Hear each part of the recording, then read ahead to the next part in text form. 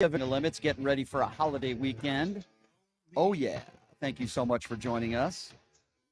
A lot of things to get to today and a lot to talk about. We'll talk about the Bronx a little bit. Yesterday, Donald Trump's event at the Bronx. We'll get into it. Who was speaking? We have some audio to play for you from Donald Trump, from some of his cultist supporters. We'll get to that coming up here in a little bit. Sad story, though. I wanted to start off with Morgan Spurlock, filmmaker, former CNN series host, has passed away at a very young age of 53. So thoughts and prayers to him and his family. Super Size Me was one of my favorite documentaries of all time. Really talented filmmaker. So we're going to get to that. Hour number 2, Erica Smith is going to be joining us in studio.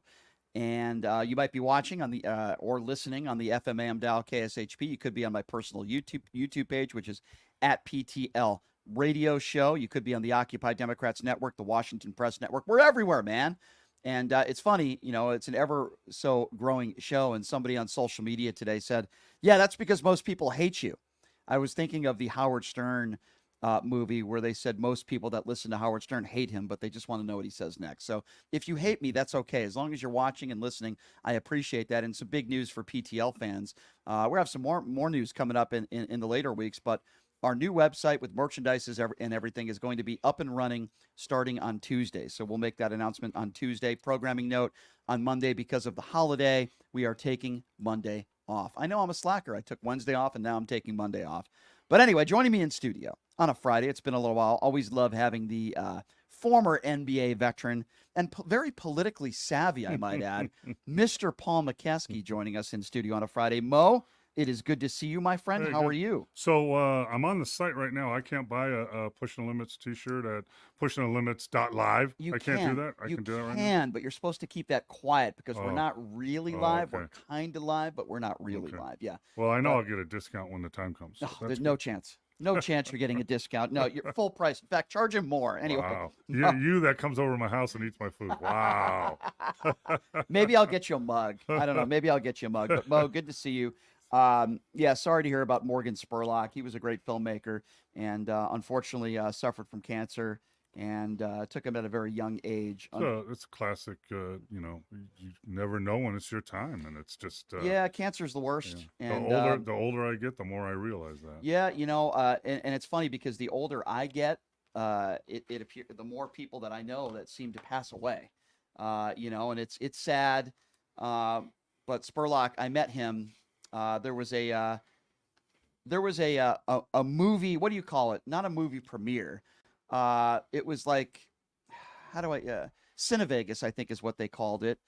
And why am I drawing a blank here? The guy who was in so many great movies. Who's the bad guy in the movie Speed?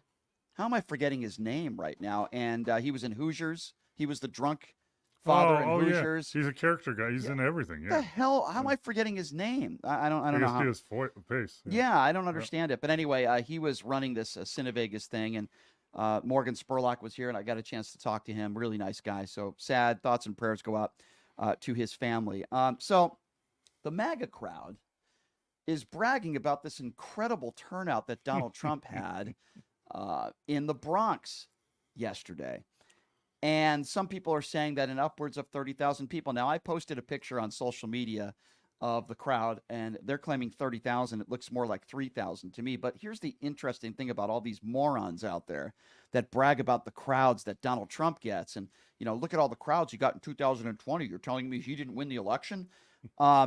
First of all, people go just to go to see the spectacle. It doesn't mean everybody there is voting for Donald Trump. There's like 8 or 9 million people that live in the Bronx. There is, I think over 90% of those people are minorities. There is no chance that Donald Trump has the support of the Bronx or New York as a whole. Donald Trump will not win New York, period. But with that being said, Fox News took their reporters on the ground and interviewed the same 4 or 5 black people that happened to be there. Don't they have a shirt on and behind them, like one guy back there? Yeah, I think so. They interviewed like the same 4 or 5 black people and have a listen to some of the excerpts of why some of these people were there supporting Donald Trump. It's hilarious. Why are you here today to support Donald Trump? I am here for Trump. To support Donald Trump, to put America first. What do you like about Donald Trump? everything. He's from Queens, and he speaks our language. I like Trump because he keep it real. He don't got no filter. He's for the people. He speaks money, and this is what the country needs. Wait, can you stop We it for a need second? money, not inflation. Just We cut it need- for 1 second. He speaks.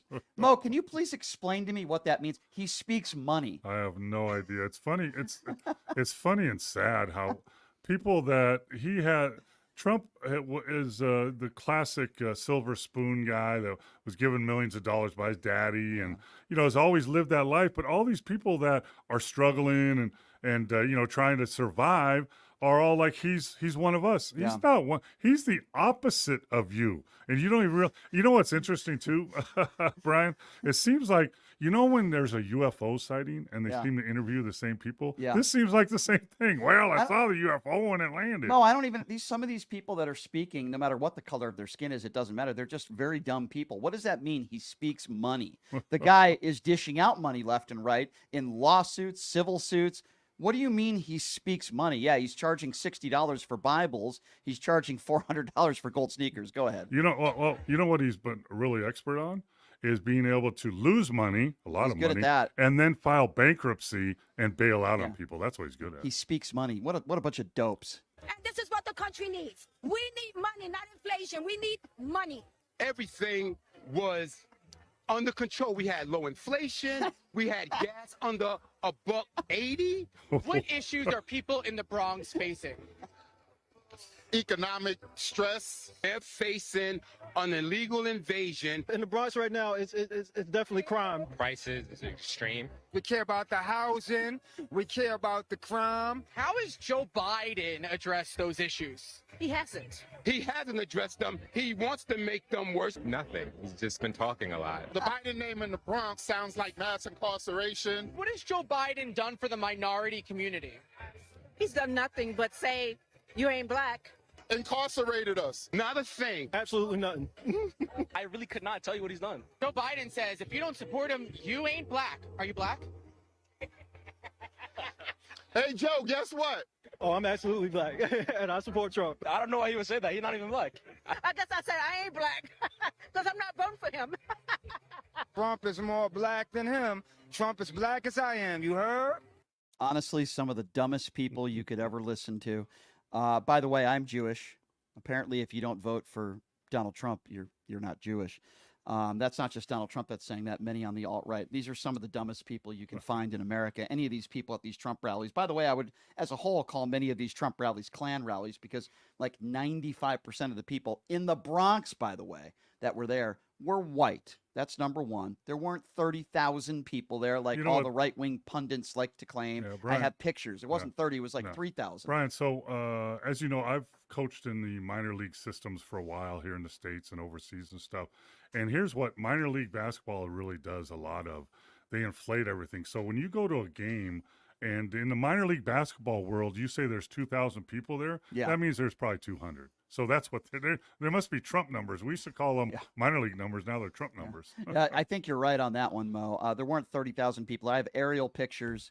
Listen, some people are going on social media taking pictures, aerial pictures of the days when Adolf Hitler was in power. I don't like doing stuff like that. But then there are some funny pictures of people, taking an aerial view of, like, say, the Super Bowl or an aerial view of Martin Luther King's very famous speech, I Have a Dream speech, and saying, look, it's the Trump rally in the Bronx. It's kind of funny, but there were not 30,000 people there. And by the way, not everybody there is voting for Donald Trump either. And the last time gas was under $2 was in the 1980s. Yeah, well, anyone who makes a statement like that is a complete idiot, and those people are complete morons. But those are the people that Fox News will find, and many of those people, by the way, in pictures that were in the Bronx for that rally yesterday, were not even from the Bronx. They came from other parts of the country, doing videos and trying to make money, like this moron that calls himself Donald Trump's nephew. By the way, he's not Donald Trump's nephew. He's a terrible rapper that rhymes and tries to riddle, pro-Trump stuff, and they get paid to go to all of these events across the country. And then you see right-wingers putting up pictures of him. He happens to be white, I think,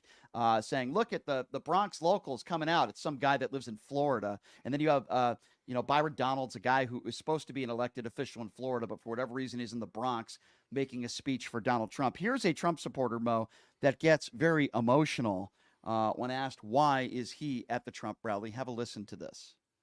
He's a great man. The family is great. They get nothing but grief. I love you, Donald.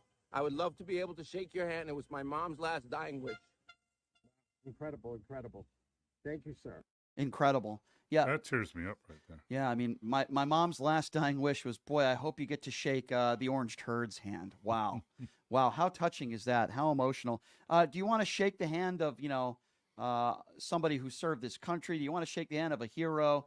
You want to shake the hand of maybe, I don't know, even like an artist or maybe a musician? Or how about a teacher? How about a police officer? A How about teacher, thank you. A police officer. Fireman. A Firewoman, fireman, a hero. fireperson. Yeah, somebody like one of your sons in your family. No, let's shake the hand of a rapist. Yeah, that your mom sounded like, all due respect, she was just a very intelligent, wonderful lady who probably watched Newsmax every day. So this is an interesting clip of Donald Trump. He's trying to bring people together because when you think, Mo, of bringing people together and somebody who really, even people that disagree, let's bring them together and let's work on both sides of the aisle. Somebody that's not attacking people on the other side, left and right. Yeah, the first person you would think of is Donald Trump, right? Look, we had the greatest economy in history. Everybody here, where you have a small business or if you had a job, you were getting more than you ever made. And we had no inflation. We had no 1.4%, considered none, considered better than none, because frankly, none in its own way is a bad thing also. We had a perfect number, 1.4%. It doesn't matter whether you're black or brown or white or whatever the hell color you are, it doesn't matter. We are all Americans, and we're going to pull together as Americans. Yeah, absolutely.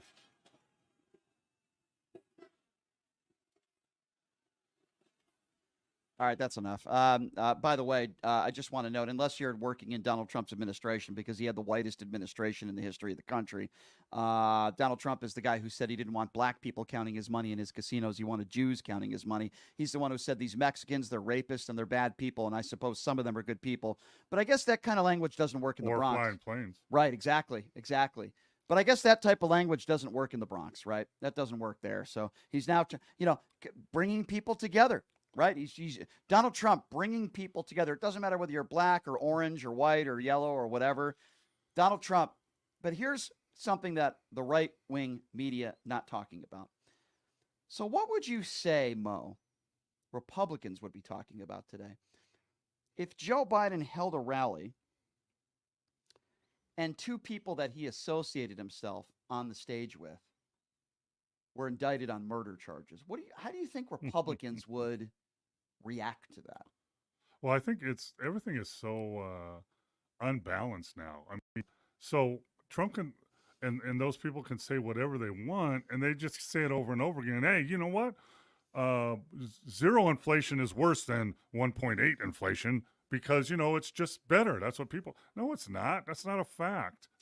There's no facts being said. No, so they don't know how the economy works. But Mo, there's a reason why I asked you that. A guy by the name of Sleepy Hollow and Chef G were indicted last May, along with 30 other gang members, on a 140-count criminal indictment, including murder and at least 12 shootings. Chef G just recently posted a $1.5 million cash bond to get released. And here he is, along with Sleepy Hollow. Donald Trump invited them both on stage. Why? Well, I'll tell you why. Because they're black. That's why. Because nobody has done more for black people than Donald Trump. Have a listen to this. Proudly sharing the stage, Donald Trump, with these two men indicted on murder charges and other charges, accepting the endorsement from alleged murderers. Have a listen to this. Oh, I like that. I want to get that done. He's bragging about their teeth, by the way. You got some grills. One thing I want to say. One thing I want to say. They always gonna whisper your accomplishments and shout your failures. Trump gonna shout the wins for all of us. Even your criminal indictment on murder charges? Yeah, you know why? Make America great again. You know why? Because he could pardon them. You're right. Listen, this is when he brags about their teeth. That's where I like those teeth. I want to find out where you did. I got to get my teeth like that. Yeah. Yeah, I'm sure you will, Donnie. Yeah. Two people that were just but this is a serious Like he's question. going to testify. This is a serious question, though. I mean, imagine if Joe Biden held a rally and two people that were indicted on murder charges, you not only accept their endorsement, but you invite them on the stage. And in my personal opinion, the only reason why Donald Trump and his campaign cronies did this is because they are black. Byron Donalds is an elected official out of Florida, and he's wearing the Donald Trump knee pads outside the courtroom. He's campaigning with Donald Trump in the Bronx. I mean, it really is an embarrassment. And here's a guy in Byron Donalds who was basically a drug dealer when he was 18 years old, but he didn't go to jail. He was indicted again when he was 21, and now he's supporting a bill that gives no leniency to somebody like him, where he got leniency when he was 18 years old and didn't spend any time in jail. So now the guy who should have gone to jail when he was 18 years old and 21 years old is now trying to pass a bill that would not have given him leniency back when he was 18. That's what I talk about when I talk about these right-wing idiots. They're such hypocrites. And Byron Donalds is an embarrassment. Oh, you know who else was out there? George Santos. They really brought the red carpet out for the celebrities yesterday.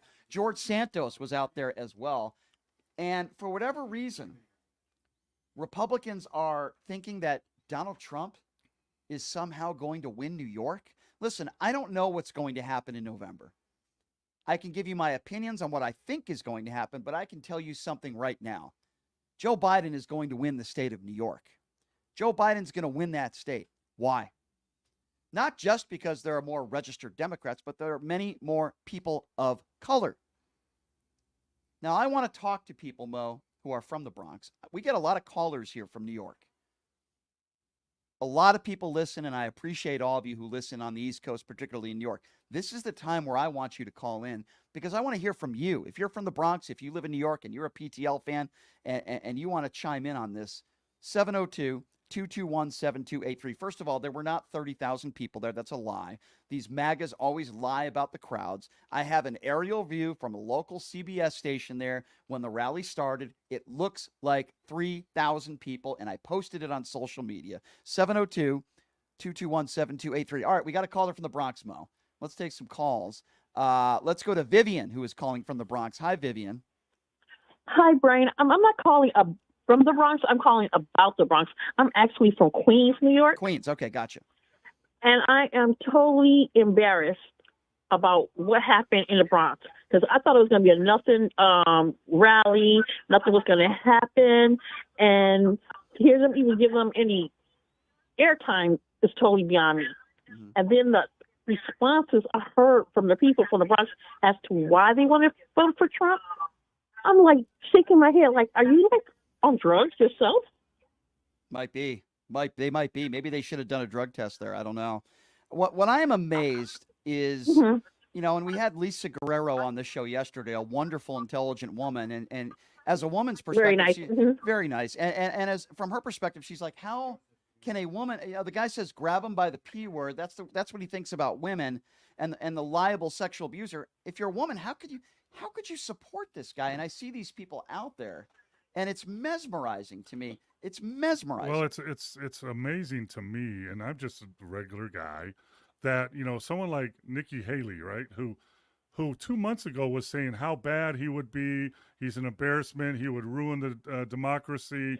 You know, it's a travesty. We should never elect him. And now she says, I'm going to vote for him. So I don't understand that philosophy, or how, you know, he can talk about your wife and how ugly she is and how stupid she is and why you're going off, and then you're going to support someone like that. I mean, that's opposite of what a normal human being would think. Talking about Ted Cruz, who embarrassed himself on CNN yesterday. Yeah, you're right. It doesn't make any sense. But would you agree with me, Vivian? There's no chance that Donald Trump wins New York. There's no chance. Never. There's too much diversity here. Besides just the immigrants, we have the LA lesbians, you know, all that. We have all of these different things. Education, we believe in education. It's too many things that we believe in that he wants to knock down, that we would fall for the craziness. Vivian, you're 150% correct, and I appreciate your call. And I don't know what's going to happen in November, but I'll tell you right now, Trump is not winning. Trump is not winning New York. There's no question about that. And I appreciate your call, Vivian. Thank you so much. It is way too diverse. Far-right Republicans do not want diversity. Far-right Republicans, when they say make America great again, they want America to be white. Let's just call that for what it is. They don't want America to be brown. They don't want more brown people in this country. That's what they mean when they say make America great again. 702-221-7283. Let's go to Paul. Paul is next up on PTL. Hi, Paul. What's going on? You're right. It's make America white again. I wish they would just say it out loud instead of using code names like Let's Go Brandon, and at least they would have some decency. Yeah. So. Yeah, you're right. Paul, hey, Paul, great name, by the way. And I think. Thank you. I think they are saying it just in a little coded way, but so Yeah. close to the line, right? Yeah. Hey, I was there's this analogy I've been thinking about, and you're back. Let's look at Pete Buttigieg. Just bear with me for a second here. That'll make sense. So, has Pete Buttigieg cheated on his husband with a porn star? No. Has Pete Buttigieg stolen top secret documents? Has Pete Buttigieg tried to overthrow democracy? But in the eyes of evangelicals, their answer is, yeah, but he's gay, Brian. That's where the and I know I beat this drum. The reason we are where we are is because the evangelical church has indoctrinated uneducated hillbilly bobs to believe whatever they tell them. And they want to own the libs. And it doesn't matter if he rapes women, if he shoots someone on Fifth Avenue, if he robs a bank, he will convince them that it's for their good and for their benefit. And they will say, but at least he's not a libtard. Yeah. And it genuinely, and I know you and I, and we, it's a cult. It just is, and they'll never admit it. But Paul, you make such a great point there, in that you see the life that Donald Trump has lived, the despicable life he's lived with the cheating. He's never been honorable to one woman or honest or faithful to one woman his whole life. All the civil lawsuits and the racism.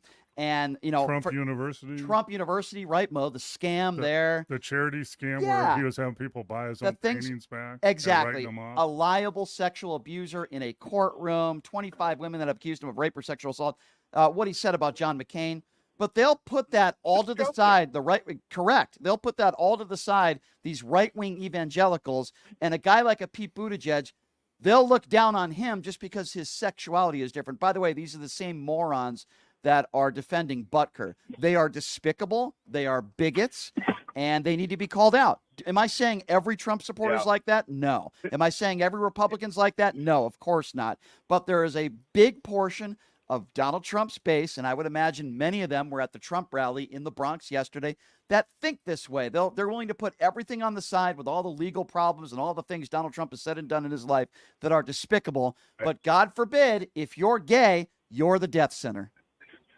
And the last thing I'll say is the thing that is just ironic, and they'll always gaslight to Joe Biden because they can't hold him accountable for his actions. But the thing that gets me is when they asked him, what's your favorite Bible verse? He looked at him like, what's a Bible? Like, he looked at him like, I like all of them. I like all of them. Like he looked like Sarah Palin when Sarah Palin was asked, what books do you read? Right. Yeah. And he's like, it's too personal. Well, he had no problem sharing his penis with a porn star while his wife was at home. That's very true. But it's too personal to share his favorite book in the Bible. That's very true. Somehow this is their Messiah from Jesus. Really? Right. As small as it is, he did share it with Stormy Daniels. You are correct about that. His favorite verse is from John, Paul, and Ringo. It says, no, sorry.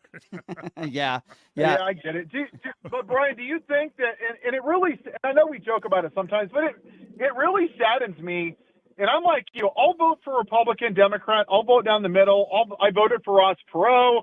I voted all over the board. It saddens me that we have people, when I listen to them, they just want to hate a group of people and they justify it. And I don't know how you find middle ground with that. I mean, do you think that we're going to legitimately get through this, or has he just basically opened Pandora's box for all these grievance politics? And do you think this is a new normal once he disappears into the Neverland? It's a good question, and I've talked about this, and I think obviously the only way he disappears is if he can't run for office. I mean, he'll still be there, and he'll still do interviews and call out people.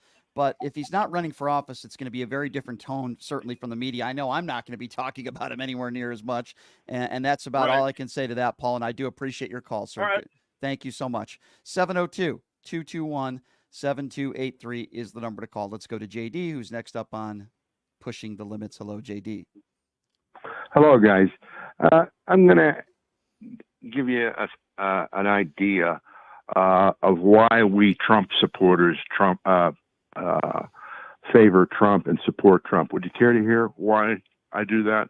Well, you can tell Many me. of the That's why. people- If that's why you called in, then you're welcome to tell me. And that's why I think many of the people who support Trump right now and in the 2016 election was because of the alternative. We supported Trump in 16 because of Hillary's background, and we're supporting Trump now again because of Biden's background. So what happened in 2020? I noticed you skipped over that. What happened there? Well, we supported him too, but Well, no. Hold on a second. He didn't win. Okay, but hold on, JD. I hear you. I'll hear you out here, but I just want to make this, because this is important. When you say we, there were a group of people that supported Trump in 2016. Hillary Clinton, the majority of the people in this country voted for Hillary Clinton in 2016. She won the popular vote. Trump lost the popular vote badly in 2020. So we are not talking, just so we're clear, we are not talking about the majority of people in this country. The majority of people in this country do not support Donald Trump. We're talking about the Electoral College. That's a different conversation. But the overwhelming majority of people in this country do not support Donald Trump. I just want to be clear on that because those are the facts.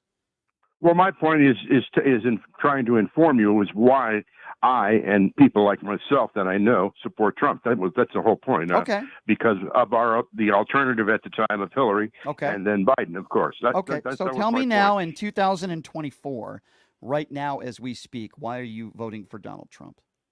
Well, there's a lot of reasons, and you know them, I'm sure. But you made the mention that he brought up two murderers on the stage, the people that were charged with murder. Okay, so I didn't quite say that, but I did say that they were indicted and alleged. That's what I meant. Alleged. Indicted. Yes. Okay. Yeah, that's what yeah. Okay. Well, I'm sure you don't know, but in 1972, when he first ran for and won for senator in Delaware, he was helped and promoted by the Teamster president of Delaware, Frank the Irishman Sheeran, who was a mafia hitman with 21 murders. So I'm not aware of something that happened in 1972. If you want to bring up something that happened 55 years ago, that's just historical. Okay, that's all. well, I just thought I'd let you know. Okay, well, And- I'd rather and you talk mentioned- about some things Okay, that are you present mentioned than the something that crowd. happened 60 years ago. You mentioned the crowd. He's not claiming 30,000. The media and everyone that I've okay, so heard let me- are the ones claiming okay, so- 25 to 30,000. Right. People, So the not people, him. so I would venture to guess the people that are claiming that in the media are right-wing entities that you watch and listen to every day. So here's what I have, and I posted it on social media, because unlike Donald Trump and so many of his reporters, I don't make things up in the media. Okay, I don't do that. I don't just make things up out of thin air. There were multiple pictures, aerial views from non-political news stations that were actually covering the event. I took those screenshots of those pictures as Trump started to speak. I posted them on social media, and you would struggle to count 3,000 people. I will also add that some of the people that were there are not all voting for Donald Trump. I went to some Trump rallies in 2015 because I wanted to see the spectacle. I wasn't voting for Donald Trump. Now, there are 9 million people in the Bronx. And if you listen to a lot of... No, there's not 9 million people in the Bronx. There's not even 9 million people in New York City. Okay. There's 8 and a third million people in New York City. And the Bronx that is what I meant to say. I misspoke. Of those people, the overwhelming majority of them are not going to be voting for Donald Trump. No matter how many people you would claim are going to be at a rally in the Bronx, Donald Trump is not going to win New York, and I will make that bet with anybody. I don't know what's going to happen in November as far as the entire Electoral College, but Trump ain't winning New York. It's not going to happen.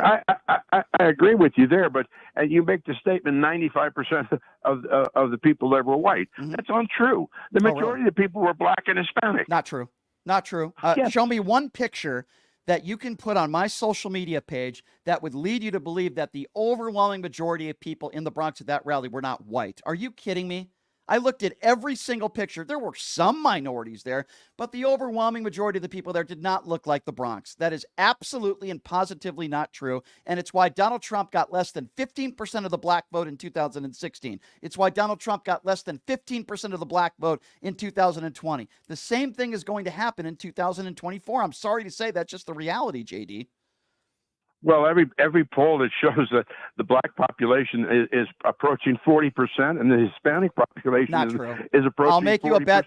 I will make you a bet right now that he doesn't get more than 20% of the vote. I will bet you any amount of money you want. We can donate it to charity right now that in the elections in November, he will not get more than 20% of the black vote. We're not going to make any bets over the phone. Okay. I'm not making it in person with you, but I'm not going to make it over the phone. Okay. And Mo, you mentioned the gas was $2 in the 80s. Well, in 2018, it was $1.87, and 2 years ago, I paid $5.77 here in Las Vegas.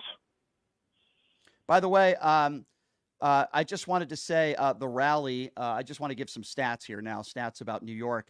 About 42% of people in New York State live in New York City. It's about 8.3 out of 19.8 million. Trump got 3.2 million votes in New York, assuming equal distribution. That puts New York City Trump voters to about 1.3 million voters. The rally was about 3,000 people, which most media entities are reporting, not Newsmax or MAGA supporters. That represents about 0.2% of the Trump voters in New York City. So I also think that's very, very important to note.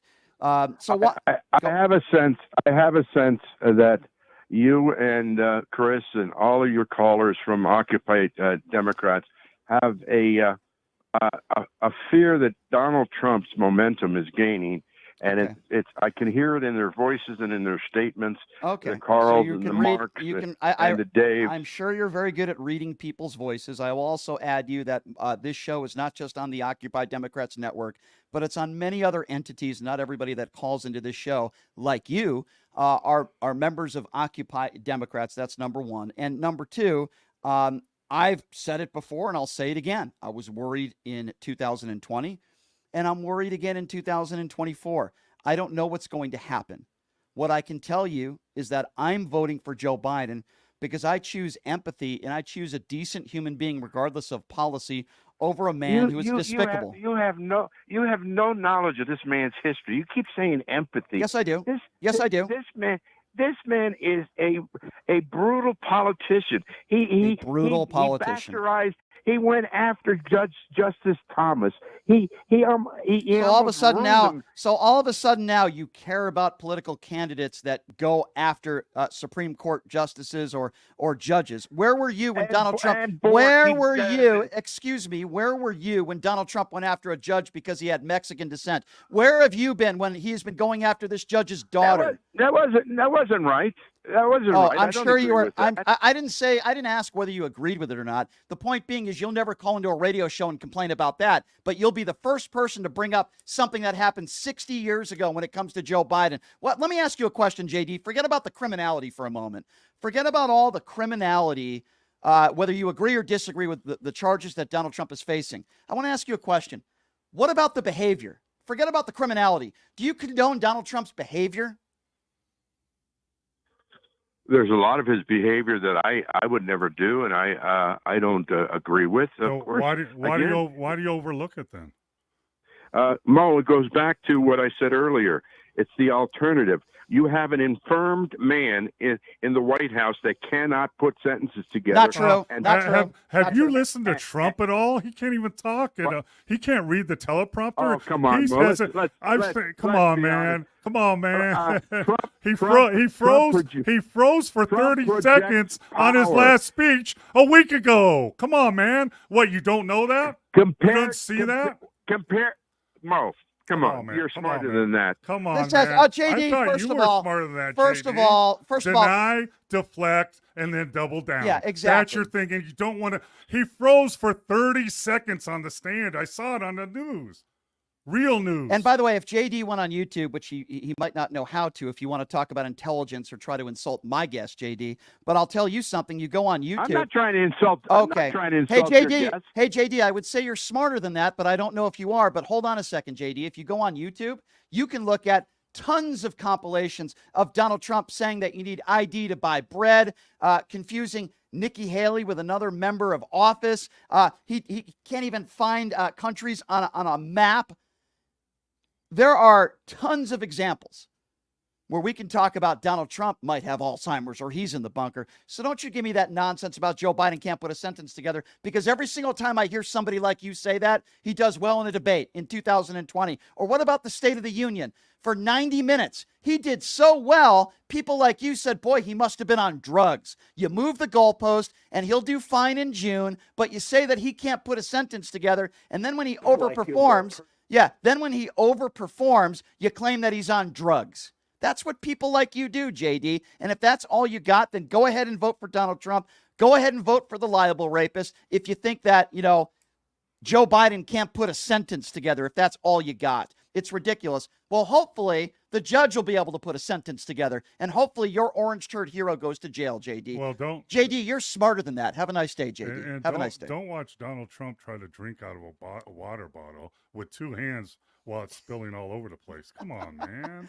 You're Come so right, on, dude. The guy man. freezes for 30 seconds. But JD, well, I'm voting for Trump, the liable rapist, because Joe Biden can't put a sentence together. And then when he speaks for 90 minutes straight for the State of the Union, they move the goalpost, and then he must have been on drugs. They must have drugged him. They must have shot him up with something. These people are it's just absurd. The argument is absurd. That's all I heard from him. Joe Biden can't put a sentence together. I would, and you talk about empathy and stuff, and, they're both old dudes, man. Trump is not that much younger than Biden. If you will go and listen to Howard Stern's interview of Joe Biden, where he's talked for probably an hour and a half and answered questions, and not a lot of politics, but more about his life. And by the way, Biden is a stutterer. He's been a stutterer, and he's got past that. Yeah. But then you see the compassion and what he's been through with his wife dying in a car accident and his kids and all that. But don't compare.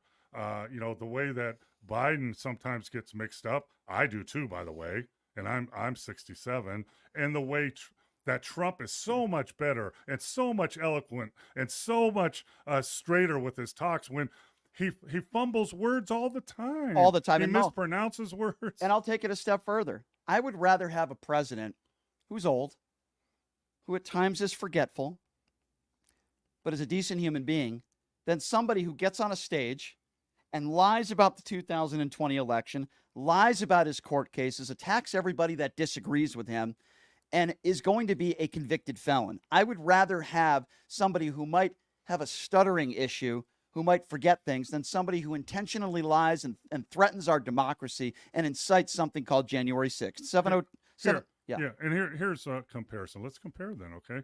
So you want a president that's going to be accountable to the law, going to abide by the rules.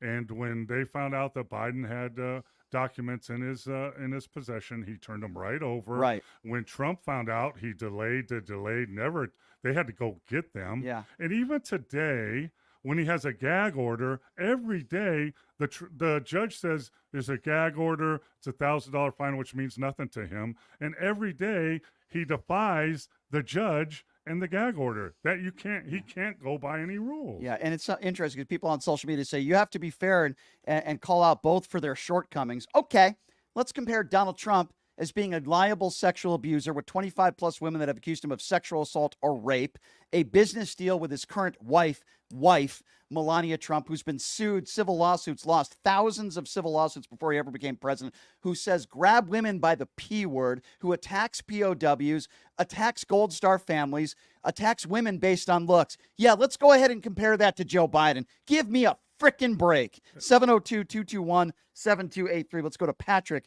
who's next up on PTL. Hello, Patrick. Hello, gentlemen. Good afternoon to you. Hey, I just want to get your thoughts on the Biden campaign. I've heard you talk about Hillary Clinton and the mistakes that she made in 2016, not campaigning in particular states may have cost her the election. Do you expect the Biden administration or the Biden campaign to hold any rallies open to the public, or do you think that they fear more Trump supporters will show up and protest than supporters of the Biden campaign? They don't fear that more protesters will show up. I will say that Joe Biden is the president of the United States, and 6 months before the election, I'm sure he will be campaigning, but he actually has a job to do, and he actually is doing quite a lot of things these days. I would like to see him campaign. I would like to see him hold rallies, and I'm sure he will in the months before the November elections. But at this point, if you don't know who you're voting for, I don't think you're going to vote for anybody because they hold a rally in the Bronx or because they hold a rally in Delaware. People have, for the most part, have made their minds up, in my opinion, on who they're going to be voting for in November. So I don't think it's going to make much of a difference, quite frankly. And when you talk, Is it not a concern to you that Biden cannot gather a crowd anywhere he goes? People don't even look his direction. Was that what happened in 2020? Patrick, what happened in 2020 when people like you were talking about all these huge rallies that Donald Trump was holding, by the way, during a pandemic? But how did that work out for Donald Trump? How did that work out for him? Well, mail-in voting seemed to work for you guys. Okay, quite well. so how did the crowds work out, though? How did that work out? Who won in 2020? If you want to brag about all these I do know huge that, crowds. Donald J. Trump did get more minority support than he did in Who won the 2016. popular He got vote? Tens of millions more votes than he did in 2016. That's great, as well. Patrick. So Patrick, who all won the this popular narrative vote? about how racist he is, he's getting more support than any Republican in modern history. Well, because I'm sure a lot of the racists will support Donald Trump. But Patrick, answer me You're two questions. calling black people racist? Yeah, against their that's own what I did, people? Patrick. That's what I did, Patrick. I called all black people racist. Yeah, that's exactly what I said, Patrick. Patrick, who won Just the ones that are Patrick, who won the supporting Trump popular are vote? Patrick, who won the popular vote by millions in 2016? And what did he win for the Patrick, popular can you vote? please Hillary answer? Clinton won a walk in Patrick, the park is what he Patrick, won. Patrick, can you please answer a direct question without that What does it even timid matter, laughter? Brian? Have you ever looked at a map of Hey, the Patrick, county? double down. Patrick, are you capable of answering a direct question? Who won the popular vote in 2016 and 2020? And what did they win for that? Patrick, I'm going to ask you now for a fifth time or the Deflect. conversation is over. Who won the popular vote in 2016 and 2020? Please answer the question. And what did they get? Thank you, Patrick. Have a very nice day. Hey, Patrick, it sounds like you have a stutter. Deny, Patrick, deflect, double Patrick down. has a stutter. Hey, Patrick, I'll answer it for you, buddy. MAGA buddy. Hillary Clinton won the popular vote in 2016. Joe Biden won the popular vote badly in 2020. Joe Biden's going to win the popular vote in 2024.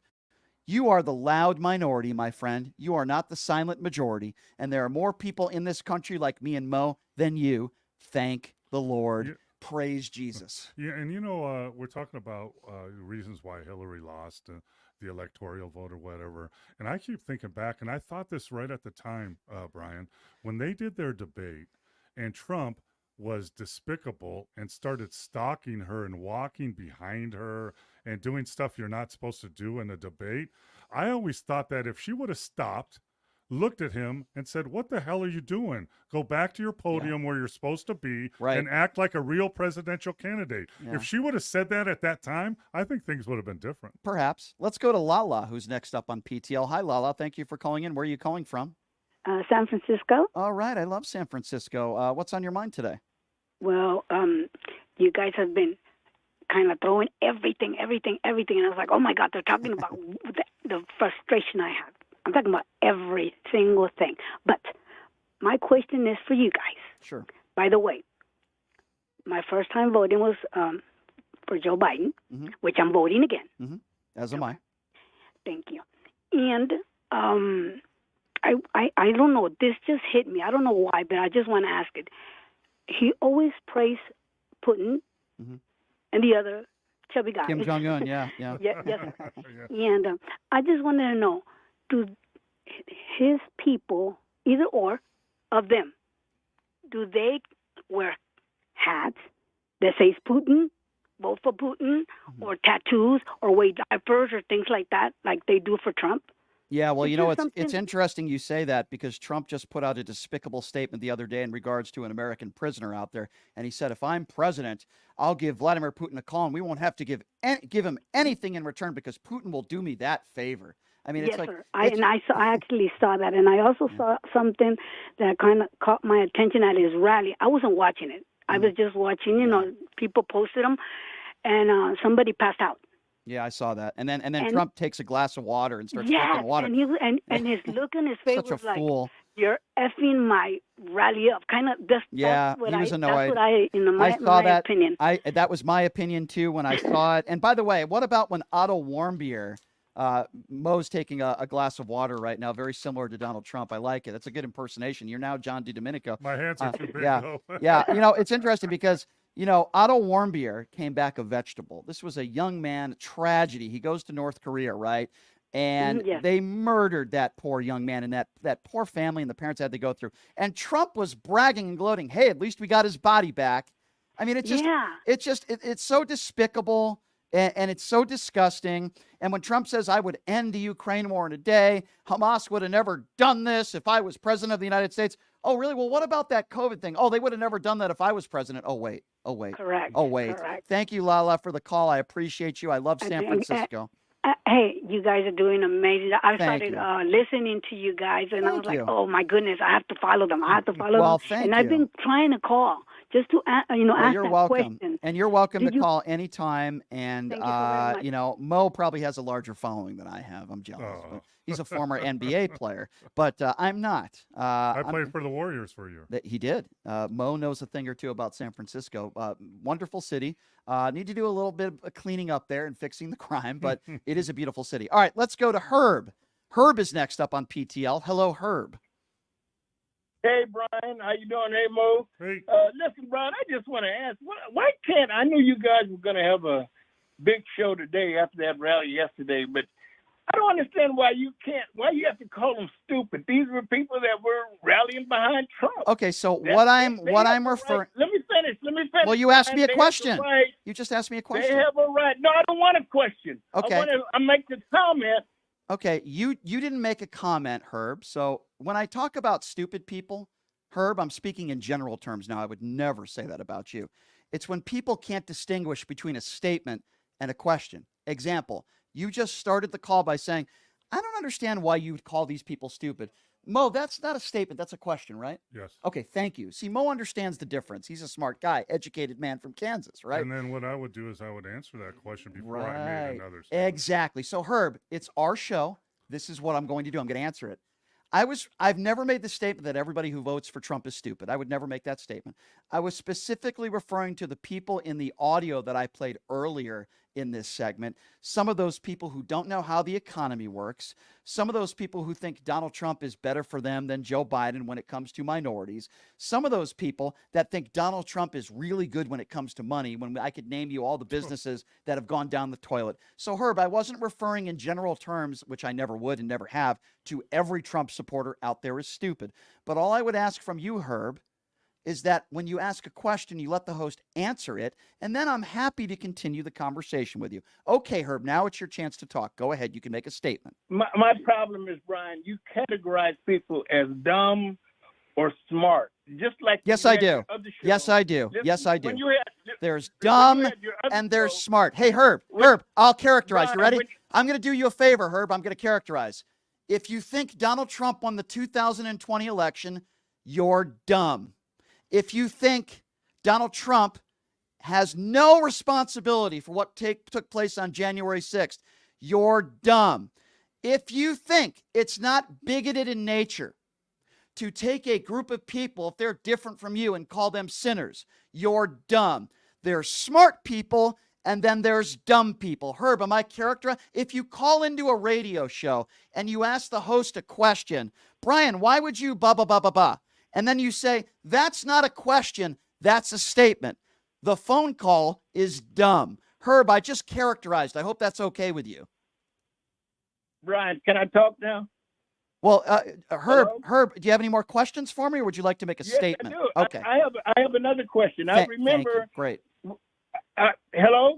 Hello. Brian? Hello. Bells are Brian, ringing. I'm here. Hello. Bells are ringing. Hello. Hello. Brian. Hello. Herb. I Hello. remember when you had your Hello? when you had your Hello? other show. Hello. I remember when you had your other show. Oh, I remember and- too. Thank you. Okay, and you used to ask JD if he had a college degree. Which he doesn't. And you raised, Which he doesn't. In other words, Which he you were doesn't. trying to shame him on the air. Yes, It's always I about did. being You know why? smart and You know what I being do? dumb. And if You know what I have a do? college degree, I you're shame. dumb. In your No, mind, never said you're that. stupid. Never. Thank you, Herb. Have a nice day. Isn't it interesting that Herb doesn't like name calling, but then he calls me stupid? Hey, Herb, people are stupid, and I characterize people when they say stupid things, okay?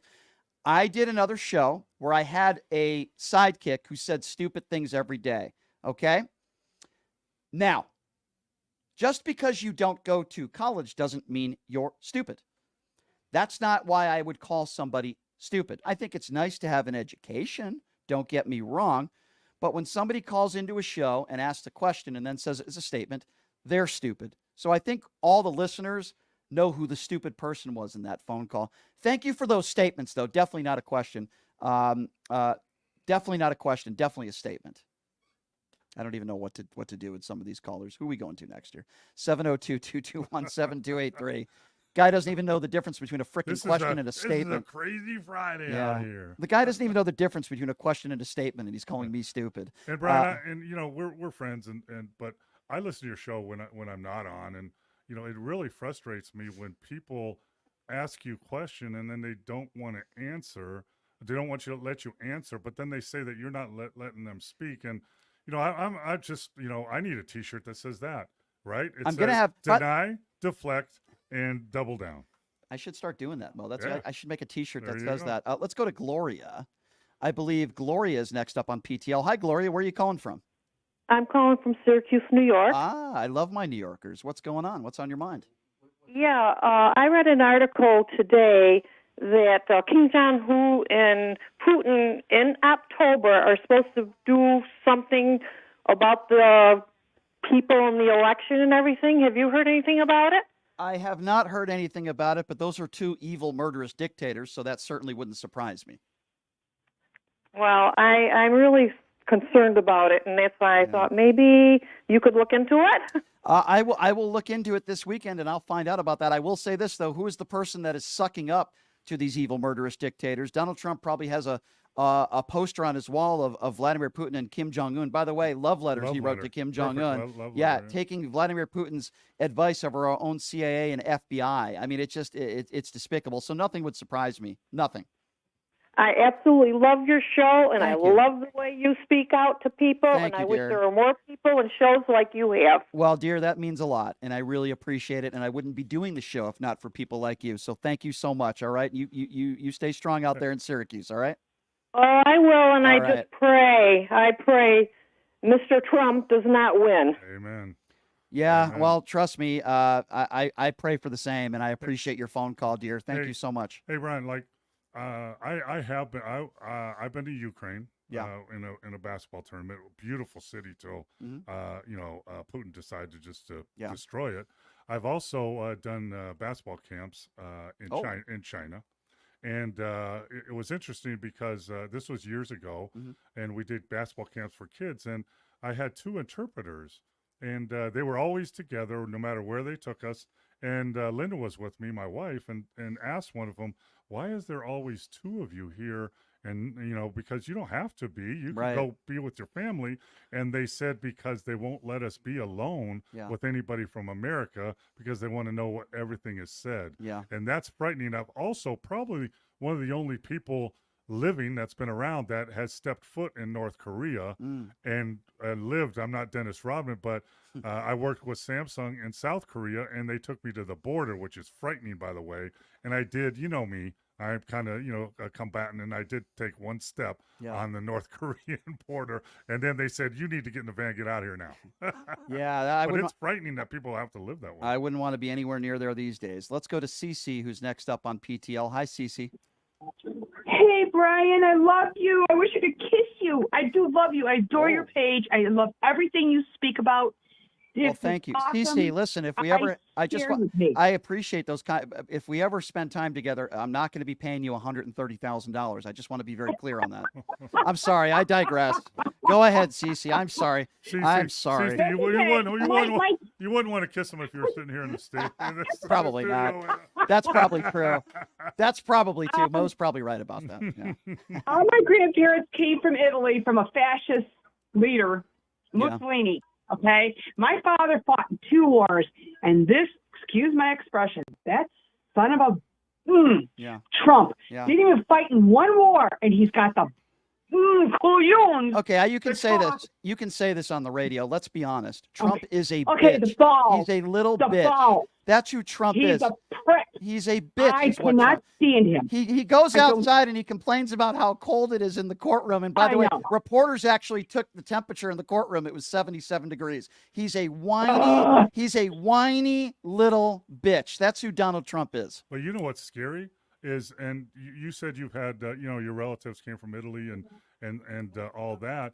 His game plan, you could see it, is laying out for him to try and do that over the next 8 years. He's not going to. Exactly. If he gets elected, he's not leaving. Right. He wants to know. And why can't I serve the rest of my life? And it's so plain that that's the game plan he's following. Yeah. You know, and the thing he talks about. Al Capone. Well, you know what? My great uncle actually worked for Al Capone, and Al Capone was not. You know, he did crap, but he actually took care of his people, though. He did take care of his people. Mm-hmm. You know, he took care of the neighborhoods and everything else. And he goes, let's give Donald Trump a little bit of credit. I mean, Donald Trump does take care of his people. The Klan seem to be doing very well in 2024. Not anybody that's worked for him, though. They're in jail or something. Yeah, the Klan. That's true. That's true. Yeah. That's true. The Red Tide Brigade. The Proud Boys. Morons. The Proud Boys. The Klan. I mean, Fred Trump would be very proud of his son. Oh, my God. Yeah, stand back and stand by. I'm sure Freddie Trump would have been very proud of his son. I know Donald Trump was saying, boy, my parents would be so proud of me. I believe they would have. They raised a racist thug is what they raised. They raised a racist piece of human excrement. So I'm sure Freddie would have been very happy. The only thing Freddie would be upset about is when Donald Trump hits the stage, he's not wearing that white Klan outfit. That's probably the only criticism that Freddie would have for his son. Dear, thank you so much for calling in. I appreciate your time. I love you. Yeah, I do. I watch you all the time, Brian. Well, I love you as well, and that means the world to me. And thank you so. I have some good news for you. Take care. I've got some good news for you. I've got a new website that's going to be starting up Tuesday, and we're going to be selling some merchandise on there, and we're going to be having a good time with that. So, I'll buy. Well, I believe you will, and I appreciate your call. Thank you so much. I love it that we get calls from all over the country. Don't get me wrong. Don't get me wrong. The right-wing conservative radio host here in Vegas, they get at least 3 calls a day from the same people, so you got to give them credit for that. 702-221-7283. We got to take a few more calls, and we got to take a break. I got to take a breath, Mo. Yeah, we're on I a got to roll. take a breath. It's Friday. We're on a roll. Let's go to Mark. Mark is next on PTL. Hey, how are you guys? What's up, Mark? Hey, Mark. Listen, I want to play you a song right after what I say, just to lighten up the situation a little bit. Sure. It is Friday. But let me tell you something. These people that showed up at that rally, I used to live in New York, in Brooklyn. I only moved to PA for the last 20 years. I'm 66 years old. Okay. So I know all about New York, and I used to have to travel to the Bronx for some classroom studies when I was working in a civil position, a job. And let me explain that these people that were whiter than chalk over there in the Bronx, none of them were from the Bronx, and I'll explain why. Whiter than chalk. I got to use that. That's good. I like that. That could be a T-shirt. If they walked around with those hats and those shirts around in the Bronx, they would not survive. I'm not saying they'll be killed, but they would be confronted. 100% they changed over there in the parking lot somewhere into these hats and shirts, and when it was over, they all took it off and scooted out of there. Yeah, no, I'm with you. Can I make a quick comment, though, before I forget? You had mentioned that there are people, some of those people are whiter than chalk. Do you know that noise you make, when a teacher takes the chalkboard and that screeches out? Yeah, so exactly. Stormy Daniels, if I'm not mistaken, described when Donald Trump took his clothes off, that's the same feeling she got. It was that chalk on the chalkboard feeling. I just wanted to share that with all of you. Go ahead. I'm sorry. I just want to that's okay. I want to play you a song that just came out. Oh. But there was 3/4 of the circle. There was Julie, JD, and Patrick, 3/4 of the ignorant, uneducated circle. I found the 4th one that completes it. All right, let's hear it. You take the 4th spot. Herb. Oh, okay. All right. Well, listen, Okay, I like it when they call in. I like to this. Go ahead. Yep. Go ahead. Listen to this. She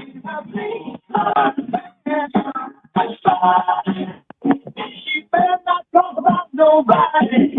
Marjorie Taylor Greene is the perfect machine. Mixed up in the The butch body. The butch body. Yeah. All right, it's hard. It's hard to hear, Joseph, but I appreciate you calling in. Thank you. I heard Marjorie Taylor Greene in there. Butch bod, is that what our friend called her? I don't know, but that was. Oh, that's the chalk music. Yeah, lighter than chalk. Thanks for putting Yeah, that in my this is what all women feel like when they see Donald Trump, taking his clothes off. It's like that chalk. Yeah, they stare at the ceiling and they're like, how did I get myself in this situation? And they have that eerie feeling. Oh, boy, I don't want any woman to be put in that position, unless you're Melania Trump. But luckily for her, from what I understand, she hasn't been put in that position since Barron was born, like how many years ago? I don't know. Let's go to Jeff. Jeff is next on PTL. What's up, Jeff? Jeff?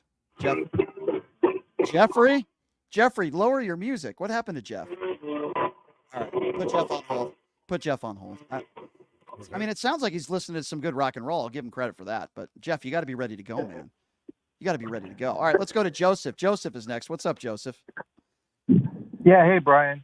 Calling from California. Nice. And hearing that story about that rally that Trump made, yeah. I mean, this is what Trump is going for. He wants those criminals to endorse him, and he's going to make ordinary people like you and me and even those who voted for Biden to deal with these criminals. I mean, this is what Trump is. And not to mention, Trump is the same guy who hates blacks, he hates Asians and Hispanics, but he's going for these kind of criminals who want to endorse him and these wannabe rap bangers and all that other stuff. So you're right. You're talking about Sleepy Hollow and Chef G. George Santos was also out there supporting Donald Trump. These are the people that Donald Trump associates himself with. If they haven't gone to jail, eventually they're probably going to go to jail. And then you got Byron Donalds, who what an embarrassment he is to people in Florida. He's supposed to be working, and instead he goes out to the Bronx and makes a speech about Donald Trump, and he's throwing out these MAGA hats. What an embarrassment he is. Step up from the fellow guy, though. Mike Lindell. Yeah. I mean, how crazy is that? Yeah, where was Mike Lindell yesterday? He was supposed to be throwing out his lumpy pillows. Where was he, Joseph? I don't know. Yeah, and speaking of Marjorie Taylor Greene, the way she's doing those workout videos makes me think. I think her workout videos is not going to sell well, and not to mention, she looks like an orangutan who wants to satisfy Marlon Brando, except he's going to reject her in 2 seconds flat. That might be true. It's interesting. The people that make fun of other people's looks sometimes are usually the people that are very insecure with themselves. I'm into self-deprecation myself, but I look at some of these women in office, and whatever. I don't always agree with Ocasio-Cortez. I don't always agree with, but these are smart, educated, beautiful women. And when I look at Marjorie Taylor Greene, it shouldn't matter what their physical appearance is. That should be irrelevant to conversation. But Marjorie Taylor Greene is ugly on the inside. Just an angry person. Yeah, she's just ugly on the inside. Joseph, I appreciate your call, my friend. Thank you very much. It shouldn't be important what you look like physically. I make jokes about Donald Trump, and the reason why I do that is because he's the guy that mocks people based on their appearance. He mocks women based on their appearance, so on and so forth. So I give him the business. He's not on the front of Fitness Magazine, but he wants to, call others fat and so on and so forth. 702-221-7283. Let's go to Cyrus, who's next on PTL. Hi, Cyrus. Hello, how's it going? Hey, good, Cyrus. Where are you calling from? Right here in Las Vegas. I love my Las Vegas locals. What's on your mind, Cyrus? Thank you. Appreciate it. Yes. Just, got my haircut done. Nice. Well, I actually have a few things to talk about. First of all, what is your thoughts on the little off topic, and you don't have to answer, on the high-speed rail proposal? Well, you're right. That is a little bit off topic. I have no problem with it, but if it doesn't work out, I'm sure the right-wingers will blame Pete Buttigieg for everything. But, yeah, I have no problem with it at all. I think it'd be great. I think it's a great idea. The problem is the price, I think, is so expensive. It's like $400. But in Florida, it's $50. Yeah. I checked it. Well, like I said, if it works out great, Donald Trump will take credit for it. If it doesn't work out great, the MAGAs will blame Pete Buttigieg. So, I mean, that's the playbook from the right-wingers out there. What pisses me off is that we use taxpayer subsidies to extend the Hollywood Boulevard extension, which you heard on the news, or Interstate 11 to Phoenix, and gas taxes don't pay all of it. And I want to ask they you. don't. I have to ask you a political question, though. Mhm. Since you live in Las Vegas, are you buying the polls that say that Donald Trump is going to win Nevada in a landslide? I don't think it's a landslide, but I think it is higher than what it was in 2020. Yeah, Yes. that might be true. That might be true. I think it's going to be very close. I think that's very fair. And that's what I wanted to tell you about it, because I think the issue here with Joe Biden is not the inflation, the border crisis, the scandals. I think what it really is that they're just starting to realize that the last 60 years or something, the country has not been on the right track, because Joe Biden is just the same old business as usual. And that's my number one concern with them. Well, what do you think is not on the right track? Gas prices, inflate, like what? When you say not on the right track, explain to me what you mean by that. Well, in the early 1960s, my great-grandmother visited this country from Tehran, and she thinks it was a phenomenal country, and family knows best. Yep. And I think since the 1960s, all we've done basically is dismantle the middle class. Yep. We've experienced cultural decay, and we have just continued to prop up the military-industrial complex, pretty much. And I think that's been heavily done by both parties. Both parties. Okay, have done so that plenty might of be damage. true. I hear what you're saying. That might very well be true. But specifically when it comes to Donald Trump versus Joe Biden, when you say the last several years, because I'm assuming that's what you said, we're not on the right track, what do you specifically are referring to? I want to kind of dissect what you mean by that. Last few years. Okay, yeah. So tell me, like, what do you mean? Well, we haven't seen much change to the status quo. We haven't seen, for an example, neither of them have been able to address the fact that the CEO makes 500, 1,000. Okay, let's talk about that. I hear you. Let's talk about Yeah. that. Who gave the biggest tax breaks to the top 1%? Was it Joe Biden or Donald Trump? It started under Reagan. Okay, but and who both gave? parties have Okay, perpetuated it. but I'm talking about the last 6 or 7 years, because right now it's Donald Trump versus Joe Biden, and you said we're not on the right track. Who gave the biggest tax breaks to the top 1%? Joe Biden or Donald Trump?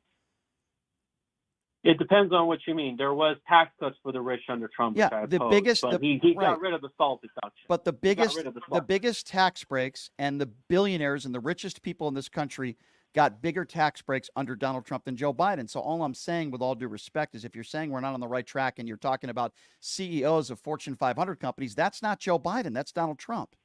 But facts. that is not the main reason why. Okay, so the give me gap another one. I'm only exploded. okay, Can I interject here? Go ahead. So we had trade deals. We weakened the unions. There was a lot of factors that led to explosion of income inequality. We had deregulation for large corporations. We had regulations for small businesses, and both parties are heavily to blame. Now, I want to leave you this last question before I go. Which state do you think is the best managed in the country? I'm just curious to know, like, which state do you think? And we can answer that later. But impossible for me to answer that question because I haven't lived in every state and I don't know. I can tell you the state of Nevada seems to be doing okay. I think we seem to be doing fine. I think some states are managed better than others. I couldn't honestly give you an accurate answer to that question because I'd have to live in that state to really know. I mean, I could read things about a state, but I like living in the state of Nevada. I think we're doing well. Mm-hmm. Okay. Well, I think that I hope that it doesn't change for the worse. And I that's don't think absolutely correct. I don't think it will, and I appreciate your call, Mo. Go ahead and tell us what you were going to interject. Yeah, because I kind of feel what he's saying. How the country has kind of gone awry or whatever. But one of the groups that with the expensive housing, buying a house, all that. One thing that Biden has done more than probably any president, I don't know for the fact, but I think so, is he's gave more student loan relief than anybody. Correct. We're talking about tens Correct. of millions of dollars, and that goes to young people. So instead of having to pay their student loans off, which Correct. you go bad or good on that, they're going to have more income to be able to buy houses Correct. or help their children. So that's one little thing that's gone in the right direction the last few years. Exactly. So I was going to say this to the caller, and I appreciate your call. Look at the economy that Donald Trump took over. Compare that to the economy that Joe Biden took over. If you want to talk about the countries that we compare ourselves to when it comes to the economy, we're doing far better than many of those other countries today. Inflation has been going down. Gas prices have been going down. Unemployment, the lowest it's been in 50 years. Manufacturing jobs way up. The NASDAQ way up. Even Newsmax reported on that the other day, believe it or not. So I would disagree with you. While both parties are not perfect, if you're going to talk about equality and you're going to be talking about the middleman being able to make it in society, getting a lot more help from the left and the right when it comes to those issues. I don't think there's any question about that. And having to compare states is unrealistic, right? You can't compare New York or California to Wyoming or Iowa. Right. You just can't, because obviously it's easier to manage a smaller amount. So that's a hard thing. I agree. In some, we've talked about this. I have 2 sons that are married and hopefully have kids here. I'm afraid for those generations of what they're going to inherit. And I know what they inherited under Trump: $7 trillion more to the deficit and mayhem and craziness. Yeah. I don't want that at the very least. No, I agree. I agree with you 150%. We are going to switch topics, and I am going to take a break. But before I do so, we have MAGA Patrick, who's called back in. And normally I have a rule on this show because we take a lot of phone calls from people all over the country. Yeah. I'm sorry, Patrick, what, did I say something that you disagree with? Or? Well, real quick, it's $7 trillion in debt. Well, not what did deficit. I? There's a difference between debt and deficit. What did I say? What did I? We don't take calls. Sorry. No, your guest just a second ago. said Sorry. So deficit. I could do something that Trump never does. I apologize. I used the wrong word. There you go. Okay. And another thing too, guys, if somebody says don't understand why you called him stupid, that's a statement. If they say why do you call them That's stupid, what he said. that's a question. Take the MAGA wax out of your ears, MAGA Patrick. No, he said I why? don't understand Patrick, why you called him stupid. I went Patrick, back and listened to Patrick, Brian you win the Durrell. award You're for wrong. you win the award for the Always dumbest. wrong. You win the award for the dumbest call of the week. Thank you, Patrick. He didn't say why do you call people stupid. Yes, he did. Yes, he did, Patrick. Patrick, get the mat. Here's what I want you to do this weekend. I want you to relax. I want you to take a MAGA chill pill, or maybe take one of the pills that the right wings like Alex Jones tells you to take. Take one of those pills, okay? I want you to relax. I want you to buy 100 Donald Trump Bibles at $60 a pop. How about some shoes? Yeah, There's some shoes in there. Good Some point, gold Mo. I shoes was just in going to bring a really good point. Patrick, I want you to take out all the money in your savings account, okay? And I want you to buy as many of those gold sneakers you can, because they're going to be worth so much money in a couple years. That's when you'll get them, by the way, because they're not going to be delivered right away. Yeah. Then I want you to invest in Trump University, okay? I want you to donate all your money to the Trump campaign, all of it. I want you to spend every dollar. You know what, Patrick? If you do that, I'll call you a patriot. Spend all your money and buy those sneakers and those Bibles, okay, Patrick? That's what I want you to do. And also, I want you to get some Q-tips, and I want you to go to CVS today, okay? I'm being serious now. I do. I want you to get all that MAGA wax out of your ears and then post it on my Twitter page, okay? All the MAGA wax out of your ears, so that next time you call into the show, maybe you could learn how to listen, because you're not very good at that. You're very good at spreading MAGA right-wing propaganda, but you don't know how to listen.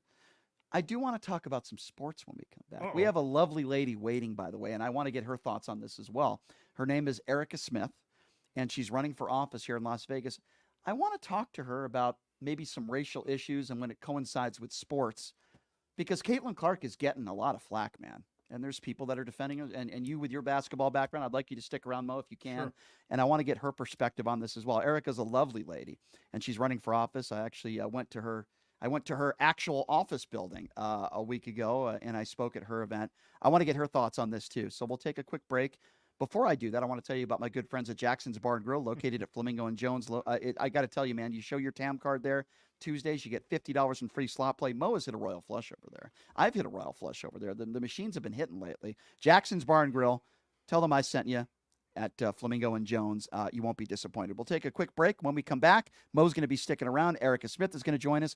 Why is Caitlyn Clark getting so much hate? It's getting to a point now where it's getting annoying. We'll play some audio from Charles Barkley. By the way, Mo got into a scuffle with Charles Barkley. Maybe we'll talk a little bit about that when we come back, too. It's pushing. Way to bring that up on a Friday. Yeah, we had to. We'll be back right after this. It's Pushing the Limits on KSHP. My name is Hunter Kane, and I'm talking with you for a call to action for our veterans in Clark County. Who is Hunter Kane? Well, I'm a decorated combat veteran, veteran community leader, and candidate for Clark County Commission. Do you know no veteran has served on the commission in nearly 30 years, which is why our veteran homelessness, unemployment, and suicide rates are out of control. So here's the call to action. June 11th, vote veteran, vote Kane for Clark County. Let's rally behind someone who's been in the trenches, who knows the sacrifices, and who's committed to making a real difference. Join the campaign by searching Elect Hunter Kane on social media or go to www.electhunterkane.com. Voters want safe gun reform, ban military assault weapons, including AR-15s, have universal background checks, and red flag laws. I am Eva Chase, a candidate for Nevada State Assembly District 16, U.S. Air Force veteran, college graduate, progressive independent candidate, fully transitioned transgender woman, former lieutenant governor candidate for Nevada in 2022, where I received 7,212 votes in the Democratic primary. Follow me on Facebook, X, Instagram, TikTok. Donate to my campaign Bot Fun account and stay progressive. Who would have thought there'd be so many kids playing ice hockey in the desert? Jake Helps Hockey Foundation and the Las Vegas Ice Warriors, founded by Gina Yusufzai 8 years ago, made it possible for families who can't afford the equipment and food. Donate today at www.hockeyforkids.org and help us continue making a difference. Join us in supporting Jake Helps Hockey Foundation and the Las Vegas Ice Warriors, where every kid gets a shot at the starting line. Just a reminder, our website is www.hockeyforkids.org. Tired of the same old date night? Craving a deeper connection with your partner? O-Box is your escape into a world of romance and passion. Each month, discover a box filled with personalized surprises, exciting activities, and a love story written just for the two of you. Ignite desire, share laughter, and make memories that last a lifetime. Your O-Box journey accumulates into a beautiful love novel. Ready to write the first thrilling chapter? Let the O-Box adventure begin. Visit our website, obox.com. That's OBOXXX.com and get started. My name is Kola Akimbade. I'm running for mayor of Las Vegas. As mayor, we will offset the off-season by diversifying our economy, bringing technology, high-paying jobs, and strengthening our entertainment industry. In order to tackle this issue of homelessness, we need new money because the budget will never be enough. Therefore, we will legalize prostitution and tax money will flow. Today, go to our website, Kola, K-O-L-A, kolaformayor.com, and my phone number, 725-263-2660. Support our campaign and donate today. Again, kolaformayor.com at 725-263-2660. My name is Kola Akimbade, and I'm running for mayor of Las Vegas. Did you know that 99% of air conditioning issues start with airflow issues? Well, guess what? Pioneer Air has your back. They've been operating for 20 years in the industry within the Las Vegas area, large enough to handle all your air conditioning and heating needs, but small enough to know your first name. Pioneer Air focuses on preventative care, much like wellness checks for humans. They believe in wellness checks for air conditioning and heating systems to extend the life of the system you own. So what are you waiting for? Schedule your wellness check with Pioneer Air today. The number to call is 702-831-4840. Here's the best news. Mention this ad and you'll receive 10% off. Call Pioneer Air today. 702-831-4840. That number again, 702-831-4840. Residents of Las Vegas Ward 5, are you ready for a brighter future? I would like to introduce myself, Dr. Erica Smith, your people's choice for City Council. With a vision for progress and the fortitude to make it happen, I am committed to moving us forward. I am not just a candidate, I am a fighter for you. With myself on the City Council, you can expect a real change and a community that thrives. Vote for Dr. Erica Smith, because together we're building a better tomorrow. To learn more about me and my campaign, go to www.ericaforlasvegas.com paid for by the Vote Dr. Smith Committee.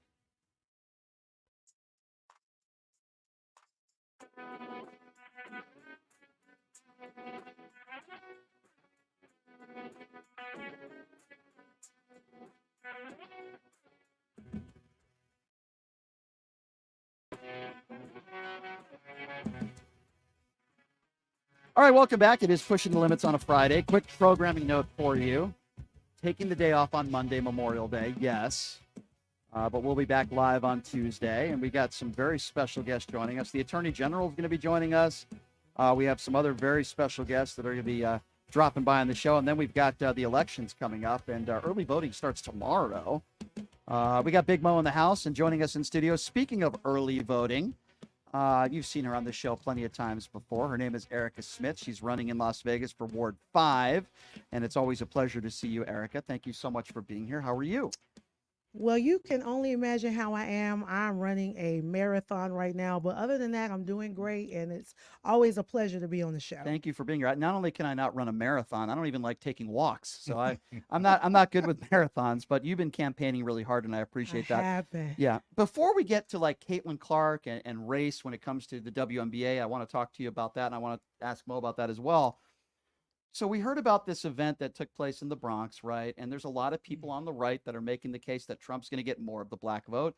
As you can see, I'm not black. You might know a little bit more You're the about. opposite. Yeah, I'm very white. What did the callers say? I'm white like chalk. That's yeah, what I am. But I wanted to ask you this: as a black woman, do you feel like more black people are supporting and backing Donald Trump, or is that a farce? You know, honestly, I don't think it's a farce because I've talked to some of my friends and they said that they're supporting Donald Trump and they're black. And so, you know, I think that there is a trend. I know that back in 2020, he did have programs called the Platinum Program. I think that he's going to be implementing that again, gearing towards black people. So, and helping uplift them as far as economically. So I know that that's something he's looking to do again. And so I don't think it's a farce. I think that there are many black people that support him if they say it or not. Because sometimes what happens is you don't want to catch all the smoke by saying that, oh, you're a black Republican. And so what happens is when they get into that ballot box, and they push that button for Trump, no one knows. You're in your own privacy, So right? you think there might be a lot of people that are afraid to support Absolutely. publicly? So yes. okay, Yes. that very well might be true. And so that's what happened. So when you saw him win in 2016, Yeah. people were trying to figure out how that happened. It happened because people were behind the scenes. And Hillary didn't run a good campaign.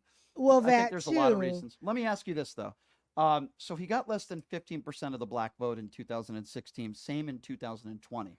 What percentage, if you had to venture a guess, of the black vote do you feel like Donald Trump will get in November? Wow, you know, I'm not, I don't do polling or anything like that. Well, just a guess. But I mean, think it might be slightly higher than what we've seen Slightly before. higher. So And the 20 reason maybe it 20. could be 20 because Yeah. what I see is there's now a major, I think the Republican Party and Donald Trump specifically is more focused on the black vote more so than they were even in our past years. I don't think anybody should be afraid to be a Republican because of the color of their skin or for any reason for that matter. I want to be very clear on that. While I have a lot of disagreements today with Republicans, I don't care what the color of their skin is. Sadly, some people do. With that being said now, we're heading into November, which is right around the corner. When you speak to these people, what do they tell you? Why? Why are they supporting Donald Trump? Why do they dislike Joe Biden? Some of the things I'm hearing is of the inflation. Mhm. They say, well, we didn't experience that when Trump was in office. And do they? The gas prices. So Yep. there's things that people are really feeling in their pocketbook. Mhm. They're making them say, well, hey, wait a minute, we didn't experience this when this particular president was in office. So those are kind of the things that I'm hearing Yeah. from different And people. that's where Joe Biden and Kamala Harris need to point it home that in the Democratic Party. the reason why do we have inflation? Yes, yes. Why do what type of economy did Trump take over? What type of economy did Biden take over? I think these are important conversations for Joe Biden. They have to make, he's Right. going to have to make the case Right. because Right. that's not the way people are perceiving it. Exactly. And there's a lot of Because reasons people for say, that. wait Yeah. a minute now, I'm at the grocery store and these eggs are high. Right. I'm like, wait a minute, these eggs, this bread, this meat, like, Right. so I think that it's going to be up to the Democrats and up to Joe Biden, Kamala Mm-hmm. to really make the case on why it is that way and make people understand. If there's some understanding, bring it home. Black woman, first vice president. What do you make of Kamala Harris? Well, Kamala is my sorority sister. I have on my pink and green today. I am a member of Alpha Kappa Alpha Sorority Incorporated. And so, I love her from that standpoint. I feel like they should have had her out a little bit more than what they did. Agree. I think that was kind of a mistake. Now they're trying to bring her out. She's been to Vegas multiple times. And so I think that they need to utilize her more. That's a huge mistake. She's Correct. smart. She's Absolutely. educated. She's well spoken, and she needed to be out there from day one. From day one, I agree. Completely agree with everything you both just said. My problem is, and there is a right-wing radio host, I'm not going to mention his name. I have talked about him before. And he made the case on the air that she became, or she got where she got because she was lying on her back. In essence, basically calling her, I don't even like using this term, but like a whore. I mean, that's what this host, a right-wing host, said. And it's like, you can disagree with her policies. You can be a staunch Republican. I don't like her. Right. But to say that she got to where she is because she was sleeping with guys, to me, is so despicable. She is, like you said, intelligent, educated, smart. Yeah, she's not a stupid woman. She's very bright. Very well spoken. And when somebody says that, what am I supposed to think, Erica? Are they racist? Are they saying that because they're just biased? I mean, I don't understand. Well, and this is a hard topic because when you see specifically Black women, because I can speak that because I just happen to be a Black woman. Yes, you are. When you see Black women in certain positions, and it's certainly positions of power, you can't think that they got there in the back. Because I'm gonna tell you something, I didn't get where I was on my back. Okay, right. And and I'm very smart, and so it's just ridiculous. It's so disrespectful, and it's so disrespectful, and it's sad that you would think something like it's okay to disagree with anything like her policies, her politics. Okay, that's all fair game, right? But when you start saying somebody got there because they're Black, they got there because of diversity, equity, inclusion, that's not. You know what I think, Erica? I think, and by the way, I would never say this about all Republicans. I don't feel that way about even if you're a Trump supporter, but I do think there is a portion of people within the Republican Party that are afraid to see people who look like you in powerful positions. I absolutely believe that. And they look at our vice president as that. I have criticisms for our vice president. I do. But it has nothing to do with the color of her skin. I think she's a very intelligent lady, very educated. I think she means very well, and I agree with her on a lot of issues. I disagree with her on some issues too. Of course. But yeah, I just think people who say that are just I mean, I just mistaken. think that's taking it too far. Yeah. It's okay not to like somebody. We didn't say that, but let's just be respectful about it. Plenty of people don't like me. They've never accused me of having sex to get where I am. So I just exactly, and you know who says that stuff? Insecure people. Yes. You know, they're just insecure, and it's sad. There's a guy in town who does a radio show, and a lot of right wingers pay him, and he is the most insecure person who ever been. Anyway, enough about him. So I have a very successful Black woman in studio, a man who played in the NBA. So this is the perfect topic to talk to both of you about. It involves race. It involves basketball. So I'm talking about Caitlyn Clark, right? Here's a woman who seems to do all the right things. She's a straight woman, which shouldn't be a part of the conversation, but I have to make it because I feel like some people are hating on her because she's not gay, which is weird. That is weird. She's in the WNBA now. As you know, she just signed a $25 million contract, Mo. She's sponsorship, not WNBA. Or I'm sorry, sponsorship. You're absolutely right. And then you have Angel Reese, who, good basketball player, made it to the WNBA, a little bit controversial. And Caitlyn Clark's getting so much hate, even from Angel Reese. This tweet really bothered me. Angel Reese took it down. She says, getting a win in a packed air arena, not just because of one player on our charter flight. The reason why, now Angel Reese doesn't have charter flights, Caitlyn Clark does, and there are some teams that do. And the reason why is because of Caitlyn Clark. Make no mistake about it. They're making more money now. Now, she deleted that tweet, and I'm thinking to myself, here's Caitlyn Clark. The league is in a better place now because of her. She hasn't done anything wrong. She's white, and people are making a big deal of that, and she's getting more privilege, and she's getting this because she's white. No, she's the leading scorer in the history of women's college basketball. Here's a misinformation, though. So that tweet, was she saying that they don't fly private and that it's a cheap shot at Caitlyn Clark? Yeah, but she's saying, they will. It's taking eventually, time. Yes, correct. The whole league will fly private eventually. Right. It's taking them time to get the contracts right. So it's not like you're not going to fly commercial and we are. But these women are getting dividends. They're getting paid dividend because of somebody like a Caitlyn Clark. The hatred we're getting from players in the league, it's so petty. It's so petty. I want to play you some audio. Put on those headphones so you can hear it. I just want to play you a clip, and then, Erica, I want to hear you respond to this. I like Charles Barkley, even though Charles Barkley once punched this guy on your right in a basketball game. So I know where we're going with this because I was just reading this story. Good, perfect. So listen, you got a cheap shot on me. Yeah. Come on. So listen to Charles Barkley and what he had to say about some of these women in the WNBA that are going after Caitlyn Clark. You women out there, y'all petty, man. Hey, LeBron, you're 100% right on these girls hating on Caitlyn Clark.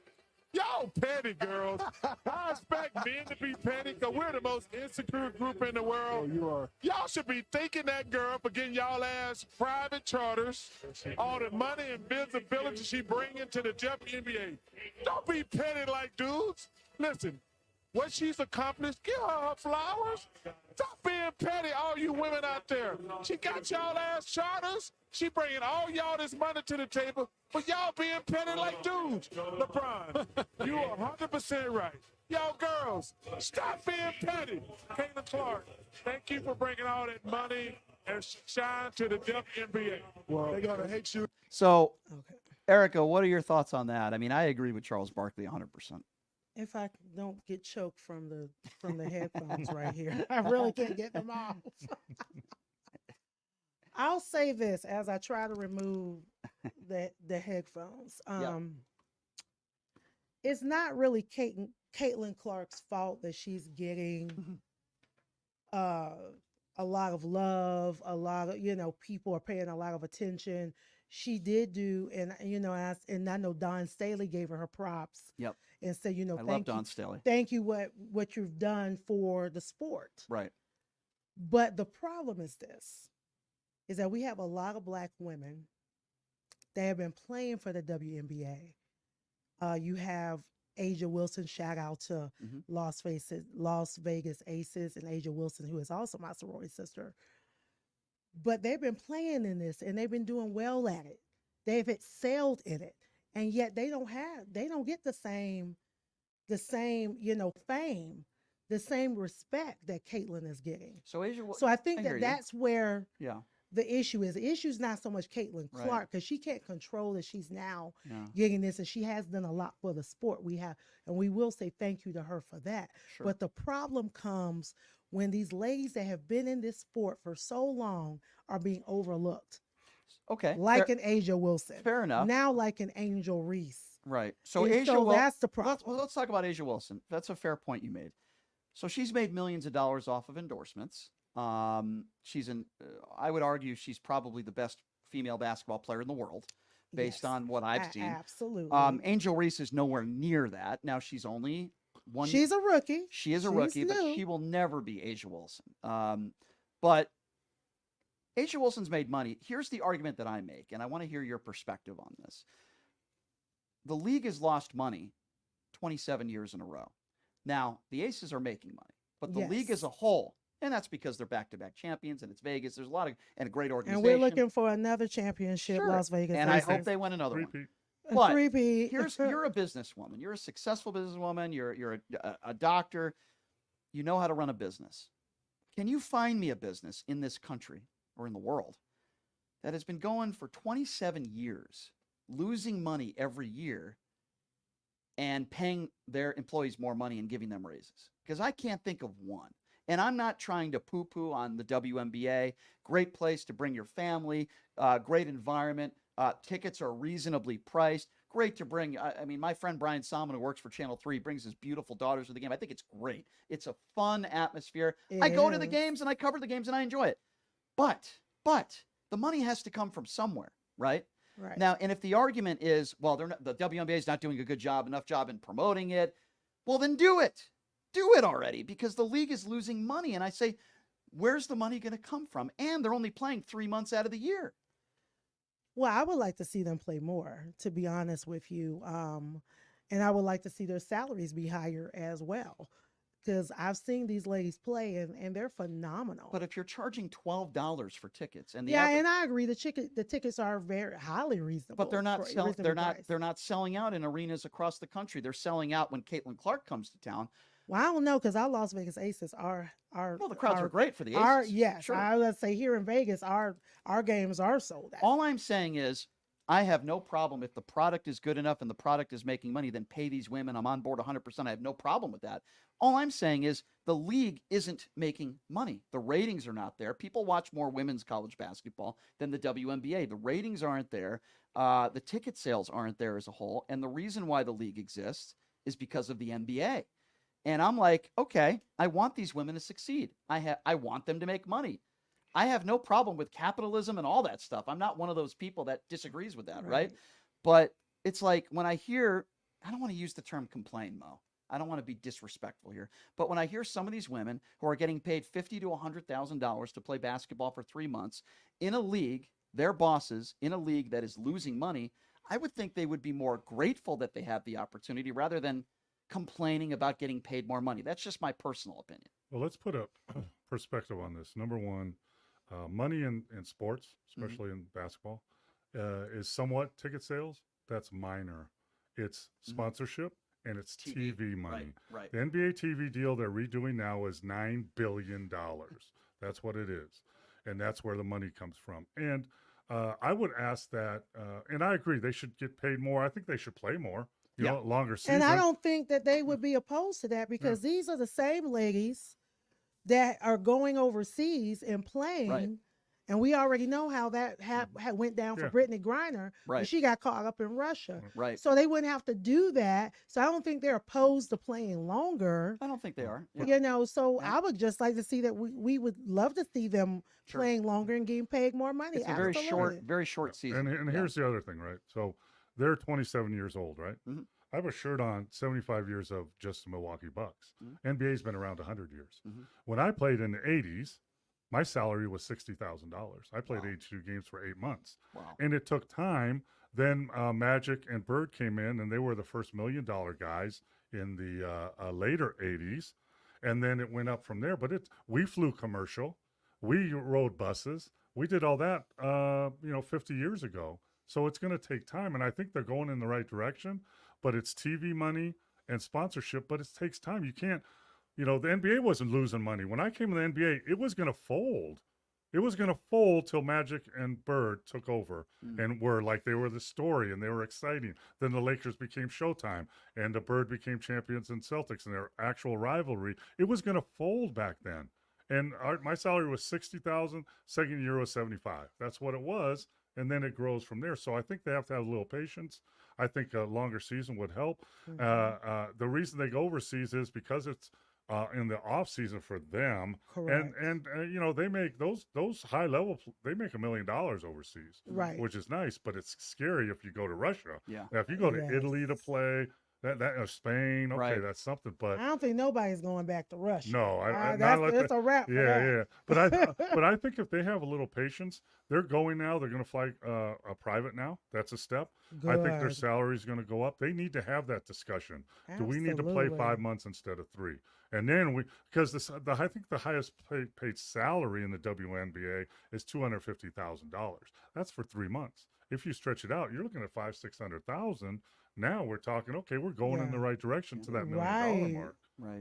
But TV money, I mean, in the NBA, I remember the first TV deal when I was playing in the NBA. we played in the semifinals. We were on tape delay. We weren't even on. We That's were unbelievable. we were on Yeah. ESPN 27. I don't know. So I think it'll get there, but there has to be a little bit of patience. And to your point, I think the players, I think they're in the right mindset, but I think they have a step back and have a little patience of here's where we're going. Yeah. We So need to here's- get there sooner or Yeah. later. Yeah. Hopefully sooner than Here's later. what I'll say to that, because, you know, Eric, I used to go to New York and go to the U.S. Open tennis tournament with my dad when I was a kid. Watch the Williams sisters play, Venus Oh and yeah, I Serena love Williams. the Williams sisters. I loved them too. And I think I don't think I know. Women's tennis is a phenomenal product. Why? Well, first of all, they don't serve the ball as hard as the men, which means the rallies are longer, in my opinion, more entertaining, right? And I love women's tennis. Guess what? Women's professional tennis players get paid almost as much as the men do. Why? Because people are paying money to see the product, which I believe is a great product. Asia Wilson's fun to watch, man. When I go to these games, I love watching her play because she's such a phenomenal athlete and a good person and a great role model. But is the product good enough for people And to you- pay $40 or $50 for a seat? You know what But they're paying? You know who says that though? The TV money. Right. You pay the TV response for women's tennis and men's is pretty much equal. Correct. So that makes there Correct. you go. It's And that's my question. Are you going to get enough people to watch the WNBA finals or even the WNBA playoffs as you do right now, watching the Eastern and Western Conference finals? I would hesitate to say yes on that. And I'm not trying to, you know, put down the WNBA or the product or whatever. The reality of the situation is you cannot compare the NBA to the WNBA. And yes, Mo, you're right. The NBA's been around for a lot longer. I get all that. But 27 years is long enough to say, okay, is this going to work or not? Are we going to make money or not? Is it not? well, no, because if you would have taken that look in 79 when I was drafted or Yeah, 81, yeah. they would have said, no, we've already had 50 years. It doesn't work. Fold it up.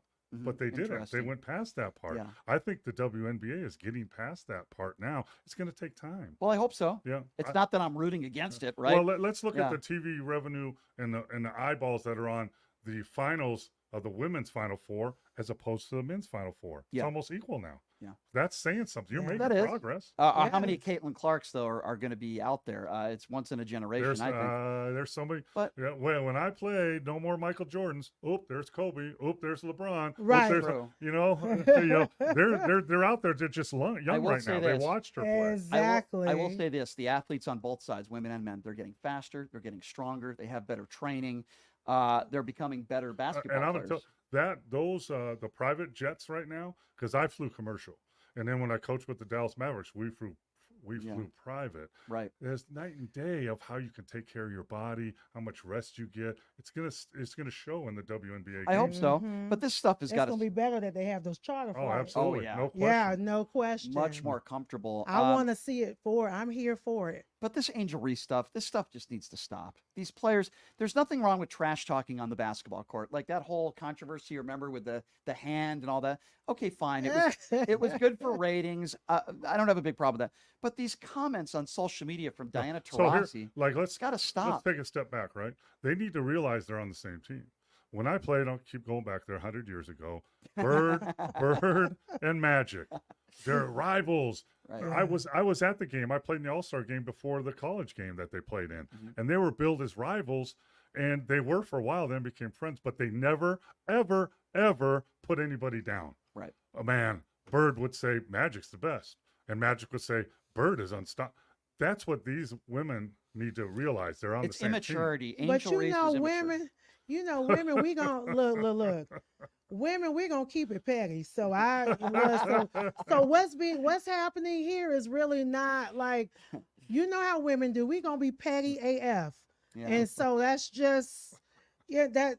But you I know guys what are you're- smarter than us. So But I know what you're saying. figure From out that. males are gonna do it different than the females. That's just because we're just different. Yeah. Well, listen, Caitlyn I Clark. think it's going in the right direction, though. I hope so. But they need to, like, some of their representatives or someone from the league need to talk to these young ladies right now, because they're the face of the league, and say, hey, listen, guys, Magic and Bird didn't know each other, didn't like each other till they did the Converse commercial together. Yeah. And they did it at Bird's house, and Bird's mom invited Magic to eat lunch, and then they became friends. So what are you saying? There's a commercial on the rise? They should. I think they should do it. Yes. Look, if anybody that's put it together, put Angel Reese and Caitlyn Clark on a commercial, it's done. How about a video game instead of Bird versus Magic 1-on-1? I love it. Clark. And part of the commercial should be Asia, or one of them.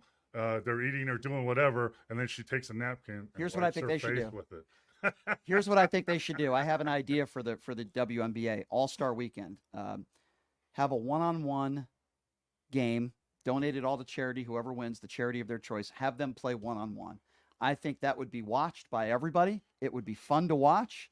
It would be a tough matchup for Caitlyn Clark because Angel Reese is much. That's a horrible idea. Oh, come on. You know what's going to happen I in don't that know game? about that. Someone's going to come out of that with a broken nose. And Right. That's not a good idea. We were talking about a I wanna make us commercial. friends. We were talking about a commercial to bring the ladies together, and There I would- love that idea. There would be no bigger story in sports if Angel Reese or Caitlyn Clark elbowed another either of them in a broken nose. That would be on SportsCenter for a week. But Oh, all right, gosh. fair enough. All this violence. I think we all could That's agree. how he thinks. Come on. We're very lucky to have the head coach of the Las Vegas Aces here. She has done a phenomenal job. I think one day she will be an NBA coach. She has done a great job. Mark Davis, I don't have a lot of great things to say about how he's handled the Raiders organization from a player personnel and coaching standpoint, but from the Aces standpoint, A+, a 10. A 10 out of 10. Absolutely, A+, Mark. You know who you can't, somewhat Mark Davis? It's the general managers and the presidents of the teams that Yes, do it. yes. I mean, the ones with the Aces are making all the right moves. and Natalie the ones with Williams. the Raiders aren't. Natalie Williams, who's done this show before. She's a former WNBA All-Star. Oh, She yeah. won a gold medal. She's a wonderful person. Farkas, I believe that's her name. She does a great job as well. They have great management within the Aces organization. It's a wonderful franchise. Oh, yeah, and by the way, Caitlyn Clark is in town tomorrow. She's coming to Mandalay Bay. Indiana Fever. I thought they were playing at T-Mobile, no? They're playing T-Mobile on the 2nd. That's the game that I'm going to, and I'll be on Gucci Row. I'll be on Gucci Row with Vivica on the 2nd. me. Yeah, that's going to be a lot of fun. That is. Regardless of what people say, though, this is good for the WNBA. Yes. This is a good rivalry.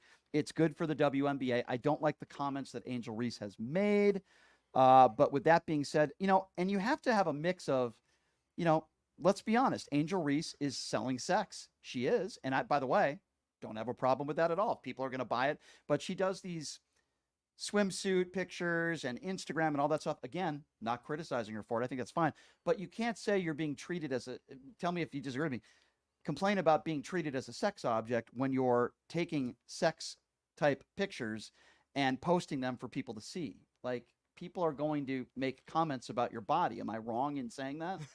I mean, I don't know. I mean, that's what she's doing. And listen, let's be honest. Sex sells. Angel Reese and Caitlyn, they're both attractive women. Yes. They're very marketable. I don't have a problem with them making money. I don't want to hear Angel Reese complaining about, I'm being treated as a sex object when I see you in a thong taking pictures.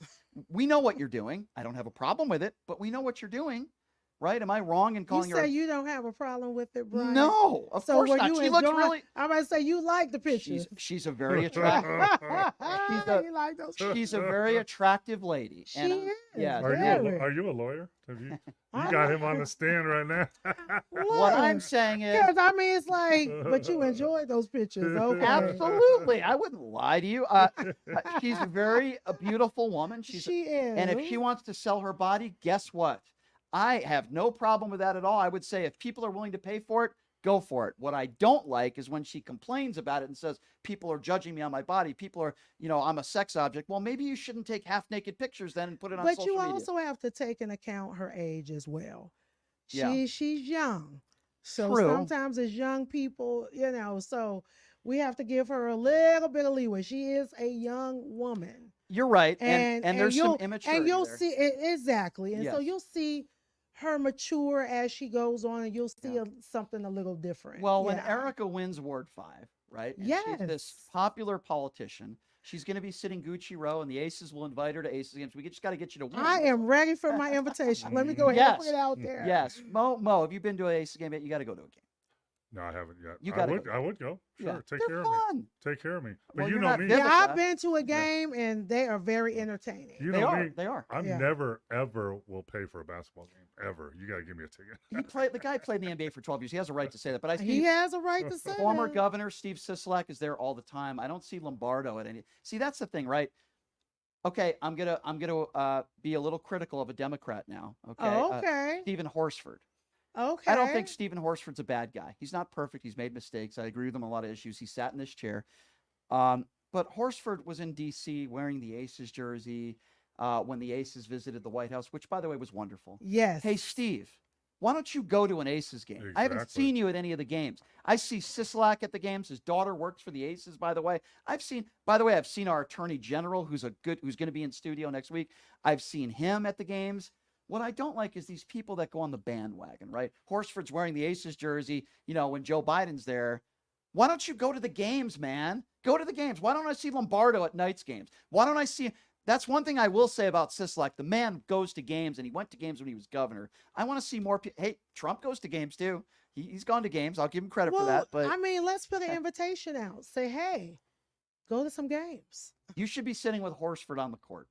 You should do that. Would you sit with Steve? I know you're not a Democrat necessarily, but would you sit next to someone on the opposite side of you if it was a sporting event? Yeah, I mean, look, it's sports. That's a universal language. Mo, would you sit next to Donald Trump for an NBA game? Ooh. That might be one step too far. you said and he's going you know too what? far. It has nothing to do with politics at all, because I'm not a Republican or Democrat. But it has to See? do with the person. Right. I'm not. I don't. What are you saying? Trump's not a good guy? What are you talking about? Correct. Yes. And I'm not going to sit next to someone. Number one, I wouldn't enjoy it. Number two, if someone sees me on TV sitting next to someone that I don't respect as a person, fair enough. that puts me. That's gonna be and a all of a sudden problem. he's leaning over and talking to me. Yeah. I'm like, you know what I would do? Yeah.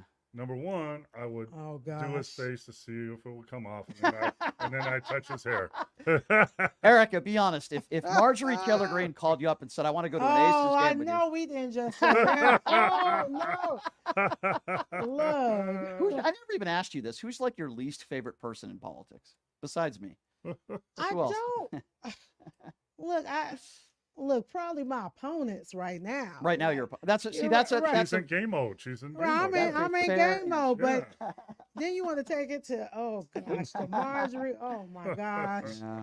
Ooh. Yeah, she's very special. She brought What did you make when she made fun of what's her name's Jasmine eyelashes? Jasmine's Crockett? eyelashes. Yeah. Look, I used to wear Nothing wrong. I used to wear eyelashes. There's nothing wrong with that. No, not at all. And I by the used way, to- she's a very beautiful woman. She's very beautiful. Yeah, I used to sit down those hour and a half to 2 hours and get my individual lashes in. Yeah. So look, I don't have an issue with that. I don't know why that was even made a whole thing. My whole thing is don't bring the smoke if you don't want the smoke back. The Butch Bod comment was now, very, now very now we got the beach blonde bag built body, and now Jasmine is up here making merchandise. It's funny. Look, it's a whole thing. It's funny, but it's so also a little hilarious. It's also a little. You know what bitty- the funniest part bitty was? office. What's When that? the old dude at the head of the thing said, "Say what now?" Yeah, James Comer. Say what now? That was James Comer. Well, Erica, I know that too much, y'all. early voting is early. We want people to go to your website before we go. Give out that website. So it's Erica for LasVegas.com, ERIKAFOR, Yep. LASVEGAS.com. Look, guys, we're in the final stretch. I don't care what you're doing. Let your fingers reach. If your pockets are deep, let your fingers be long enough to go to my page and hit that donate button that's at the top. That's right. Because we need money right now to get through to Yes. June 11th. This is a very key. Yeah, few very weeks. key, Yeah. guys. So we'll have you back, and I certainly support Erica, and I think she would do great for Ward 5. And man, I hope everybody has a great holiday weekend. Today's Friday. We're gonna be off on Monday because of the weekend holiday, but we'll be back on Tuesday. Remember what we're celebrating this weekend: the people that Yes. sacrificed for our Yes. freedom. Yes, Peace. not I draft, love that. Thank you so much. not for draft saying- Dodgers. I just want to throw that in there. We're celebrating Ba-dum-bum. Yeah, we're celebrating people that risk their life for That's this right. country, the ultimate sacrifice. Amen to that, brother. And Yes, Paul, thank you. and Paul's two sons do that in law enforcement every day. So I Mhm. appreciate all of you. Thank you all for being here. Appreciate it. Have a great weekend, and we will see you live on Tuesday.